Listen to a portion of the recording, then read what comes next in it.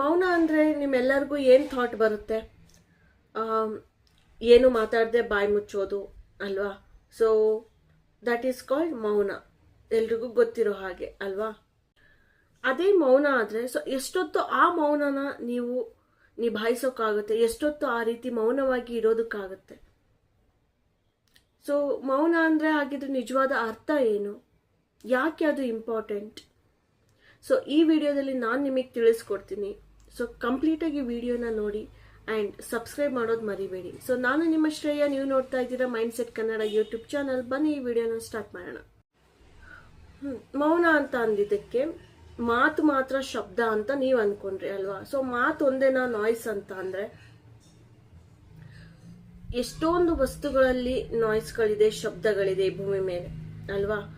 ನೀರು, ಗಾಳಿ, ಪ್ರಾಣಿ, ಪಕ್ಷಿ, ನೋವು, ಖುಷಿ, ಪ್ರತಿಯೊಂದಲ್ಲೂ ಕೂಡ ಅದರದೇ ಆದಂತಹ ನಾಯ್ಸ್ ಇದೆ, ಶಬ್ದ ಇದೆ ಅಲ್ವಾ? ಸೊ ಹಾಗಿದ್ರೆ ಮೌನ ಆಗಿರ್ಬೇಕು ಅಥವಾ ಮೌನನ ಮೇಂಟೈನ್ ಮಾಡಬೇಕು, ಇದೆಲ್ಲದರ ಶಬ್ದಗಳನ್ನು ನಾವು ನಿಲ್ಲಿಸೋದಕ್ಕಾಗುತ್ತಾ ಅಥವಾ ನಿಲ್ಲಿಸ್ಬೇಕಾ?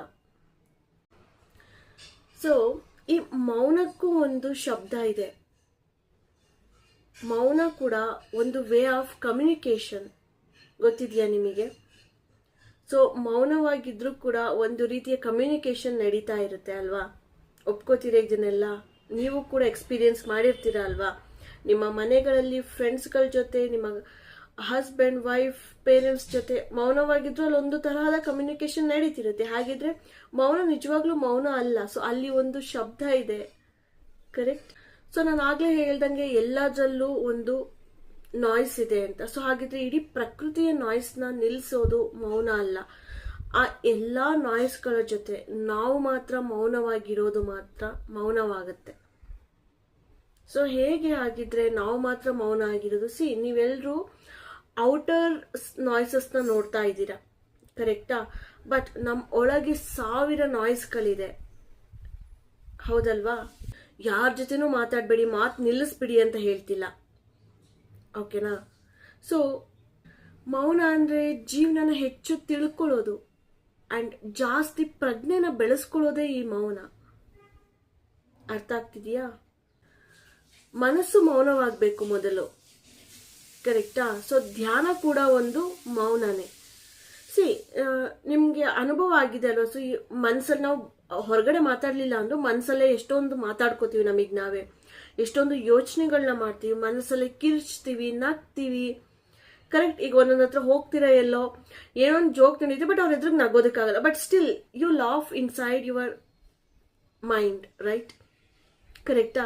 ಸೊ ಮನಸ್ಸಲ್ಲೇ ಒಂದು ನಗ್ತೀರ ಅಲ್ವಾ ನೀವು ಒಂಥರ, ಹೌದು ತಾನೆ? ಆ್ಯಂಡ್ ಏನಾದರೂ ಒಂದು ಮನಸ್ಸಲ್ಲೇ ಅನ್ಕೋತೀರಿ. ಈಗ ಯಾರಾದರೂ ಏನಾದರೂ ಹೇಳ್ತಾರೆ, ಅವ್ರ ಎದುರಿಗೆ ಹೇಳೋದಕ್ಕಾಗಲ್ಲ, ಬಟ್ ಮನಸ್ಸಲ್ಲಿ ಏನಾದರೂ ಬೈಕೋತೀರ, ಓ ನನಗೆ ಹೇಳಕ್ ಬಂದ್ಬಿಟ್ರು ಇವರೊಬ್ರು, ಇವ್ರದೇ ನೋಡ್ಕೊಳಕ್ ಆಗ್ತಿಲ್ಲ ಇನ್ನು ಇವ್ರಿಗೆ, ಸಮಥಿಂಗ್, ರೈಟ್? ಸೊ ಅಂದರೆ ನಮ್ಮ ಮನಸ್ಸಲ್ಲಿ ತುಂಬ ನಾಯ್ಸ್ ಇದೆ. ಸೊ ನಾವು ಅಂತರಂಗದಿಂದ ಮೌನವನ್ನ ವಹಿಸ್ಬೇಕು. ಸೊ ಅವಾಗ ಮಾತ್ರ ಮನಸ್ಸು ಶಾಂತವಾಗೋದು ಆ್ಯಂಡ್ ಮೌನಕ್ಕೆ ಒಂದು ಅರ್ಥ ಬರೋದು.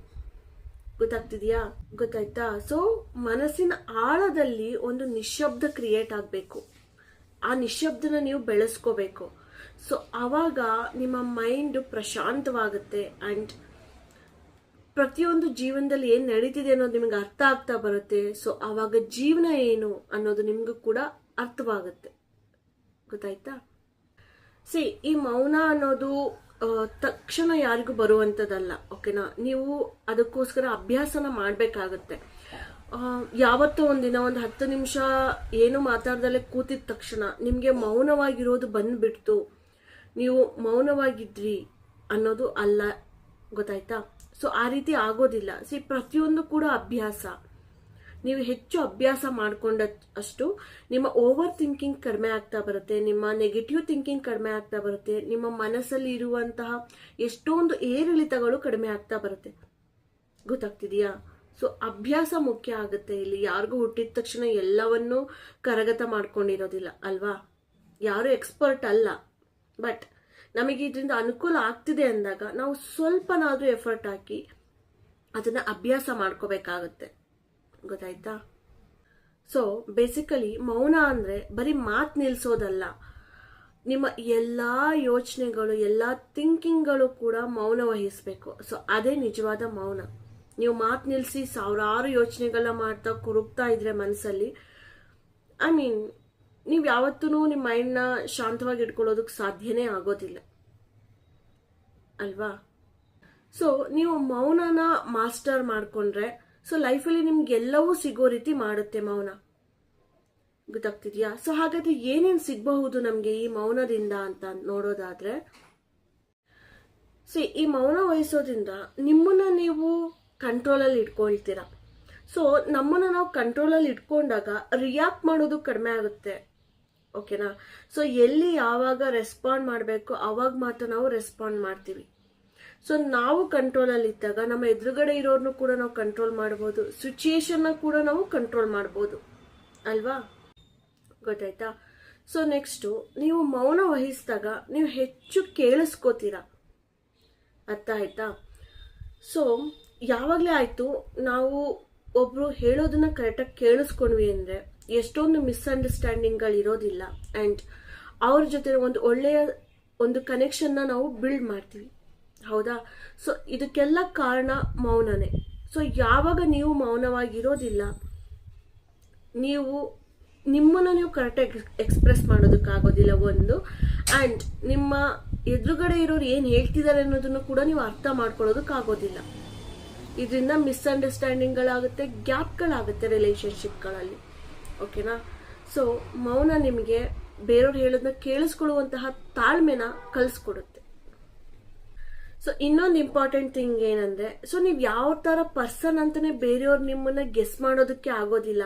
ಸೊ ಯಾರು ಏನೇ ಮಾಡಿದ್ರು ನೀವು ಮೌನವಾಗಿ ಇರ್ತೀರಾ ಅಂತ ಅಂದಾಗ ನೀವು ನೆಕ್ಸ್ಟ್ ಏನ್ ಮಾಡ್ತಿದ್ದೀರಾ ಅದ್ರ ಬಗ್ಗೆ ಅನ್ನೋದು ಅವ್ರಿಗೆ ಗೊತ್ತೇ ಆಗೋದಿಲ್ಲ. ಈಗ ಯಾರೋ ಏನೋ ಒಂದು ಅಂದಿರ್ತಾರೆ, ನೀವು ಆ ಕ್ಷಣದಲ್ಲಿ ಅನ್ನಲ್ಲ, ಬಟ್ ನೀವು ಅದನ್ನ ಬೇರೆ ಕಡೆ ಎಲ್ಲಿ ಯಾವಾಗ ಏನ್ ಮಾಡ್ಬೇಕು ಆ ರೀತಿ ಮಾಡೋಣ ಅಂತ ನೀವು ಸುಮ್ಮನೆ ಆಗ್ತೀರಾ.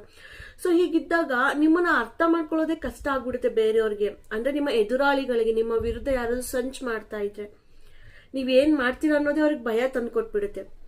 ಈಗ ಎಲ್ಲ ಒದ್ರು ಬಿಡೋದಾಗ್ಬಿಟ್ರೆ, ಕೋಪದಲ್ಲಿ ಹೇಳೋದಾದ್ರೆ ಬಿಡು ಇವನೇನ್ ಮಾಡ್ತಾನೆ ಇವಳೇನ್ ಮಾಡ್ತಾಳೆ ಅಂತ, ಅದೇ ಮೌನವಾಗಿ ಇದ್ರೆ ಹೆದರ್ಕೋತಾರೆ. ಅರ್ಥ ಆಗ್ತಿದ್ಯಾ? ನೆಕ್ಸ್ಟ್ ಏನಂದ್ರೆ, ಜಗಳಗಳಾಗಲ್ಲ, ಫೈಟ್ ಆಗೋದಿಲ್ಲ. ನಿಮ್ಮ ಒಂದು ಸಂಬಂಧಗಳಲ್ಲಿ ಯಾವುದೇ ತರಹದ ಜಗಳ ಬರೋದಿಲ್ಲ. ಓಕೆನಾ?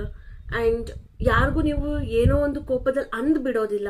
ಸೊ ಇದರಿಂದ ಅವ್ರಿಗೂ ನಿಮ್ಮ ಮೇಲಿರೋ ರೆಸ್ಪೆಕ್ಟ್ ಕಡಿಮೆ ಆಗೋದು ತಪ್ಪುತ್ತೆ. ಯಾಕಂದ್ರೆ ನೀವು ಅಷ್ಟು ಮೌನ ವಹಿಸಿರ್ತೀರಾ. ಓಕೆನಾ? ಆ್ಯಂಡ್ ಮುಂದಕ್ಕೆ ನೀವು ರಿಗ್ರೆಟ್ ಪಡೋವಂಥದ್ದು ಇಲ್ಲ. ಅವತ್ತು ಕೋಪದಲ್ಲಿ ಹಂಗೆ ಅನ್ಬಾರ್ದಿತ್ತು, ನಾನು ಹಂಗೆ ಅಂದ್ಬಿಟ್ಟೆ ಅಂತ. ಬಟ್ ಆ ಅಂದಿರೋದು ಕೇಳಿಸ್ಕೊಂಡಿರೋರು ಅದನ್ನ ಮರೆಯೋದಕ್ಕಾಗೋದಿಲ್ಲ ಅಲ್ವಾ? ಸೊ ಯಾರನ್ನು ಕಳ್ಕೊಳ್ಳೋದಿಲ್ಲ ನೀವು ಆದಷ್ಟು ಮೌನ ವಹಿಸಿದಾಗ. ನೆಕ್ಸ್ಟ್ ಇಂಪಾರ್ಟೆಂಟ್ ಥಿಂಗ್, ನಿಮ್ಮ ಮಾತಿಗೆ ಒಂದು ಬೆಲೆ ಸಿಗುತ್ತೆ ಆ್ಯಂಡ್ ನಿಮಗೆ ತುಂಬಾ ರೆಸ್ಪೆಕ್ಟ್ ಕೊಡ್ತಾರೆ. ಯಾಕಂದ್ರೆ ಸುಮ್ಮನೆ ಮಾತಾಡೋದಕ್ಕಿಂತ ಯಾವಾಗ ಅವಶ್ಯಕತೆ ಇದೆ ಅವಾಗ ಮಾತಾಡೋರ ಮಾತಿಗೆ ತುಂಬಾ ಬೆಲೆ ಇರುತ್ತೆ ಅನ್ನೋದನ್ನ ಎಲ್ಲರೂ ಕೇಳಿಸ್ಕೊತಾರೆ ಅಲ್ವಾ?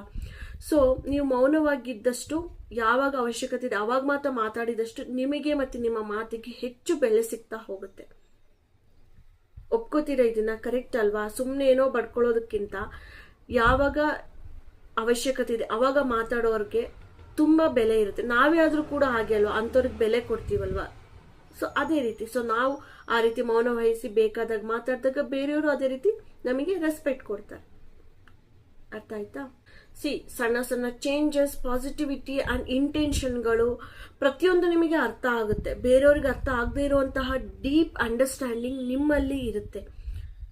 ಗೊತ್ತಾಗ್ತಿದ್ಯಾ? ಸೊ ಇದರಿಂದ ಮೇ ಬಿ ನಿಮ್ಮ ವೈಫ್, ನಿಮ್ಮ ಗರ್ಲ್ ಫ್ರೆಂಡ್, ನಿಮ್ಮ ಮದರ್, ಯಾರನ್ನೇ ಆಯ್ತು ನೀವು ಅತಿ ಹೆಚ್ಚು ಅರ್ಥ ಮಾಡ್ಕೋತೀರಾ ಅಂಡ್ ಅವ್ರಿಗೆ ನೀವು ತುಂಬಾ ಕೂಡ ಇಷ್ಟ ಆಗ್ತೀರಾ ಅಲ್ವಾ? ಸೊ ಇದು ಮೌನವಾಗಿರೋದ್ರಿಂದ, ಅಬ್ಸರ್ವ್ ಮಾಡೋದ್ರಿಂದ ಮಾತ್ರ ಬರುವಂಥದ್ದು. ಇದು ಎಲ್ರಿಗೂ ಅಷ್ಟು ಈಸಿಯಾಗಿ ಬರೋದಿಲ್ಲ. ಗೊತ್ತಾಗ್ತಿದ್ಯಾ? ಅಂಡ್ ಕೊನೆ ಪಾಯಿಂಟ್ ಏನಂದ್ರೆ, ನೀವು ತುಂಬಾ ಇಂಟ್ರೆಸ್ಟಿಂಗ್ ಪರ್ಸನ್ ಅನ್ನಿಸ್ತೀರಾ ಬೇರೆಯವರಿಗೆ. ಯಾಕೆ ಹೇಳಿ? ಎಲ್ರಿಗೂ ನಿಮ್ಮನ್ನ ತಿಳ್ಕೋಬೇಕು, ನಿಮ್ಮ ಬಗ್ಗೆ ತಿಳ್ಕೋಬೇಕು ಅನ್ನೋದು ಹೆಚ್ಚು ಕಾತುರ ಇರುತ್ತೆ. ಯಾಕಂದ್ರೆ ನೀವು ಅತಿ ಹೆಚ್ಚು ಮಾತಾಡೋದಿಲ್ಲ, ನಿಮ್ಮ ಬಗ್ಗೆ ಏನು ಶೇರ್ ಮಾಡ್ಕೊಳ್ಳೋದಿಲ್ಲ. ಸೊ ಅವಾಗ ಎಲ್ಲರಿಗೂ ನೀವೊಂದು ಅಟ್ರಾಕ್ಷನ್ ಆಗಿ ಉಳ್ಕೋತೀರಾ. ಅರ್ಥ ಆಯ್ತಾ? ಸೊ ಇಷ್ಟು ಯೂಸಸ್ ಇದೆ, ಬೆನಿಫಿಟ್ಸ್ ಇದೆ ನೀವು ಮೌನವಾಗಿರೋದ್ರಿಂದ. ಅಂಡ್ ಎಲ್ಲದಕ್ಕಿಂತ ಹೆಚ್ಚಾಗಿ ನಿಮ್ಮ ಹೆಲ್ತ್ ತುಂಬಾ ಚೆನ್ನಾಗಿರುತ್ತೆ ಅಂಡ್ ನಿಮ್ಮ ಮೈಂಡ್ ತುಂಬಾ ಶಾಂತವಾಗಿರುತ್ತೆ.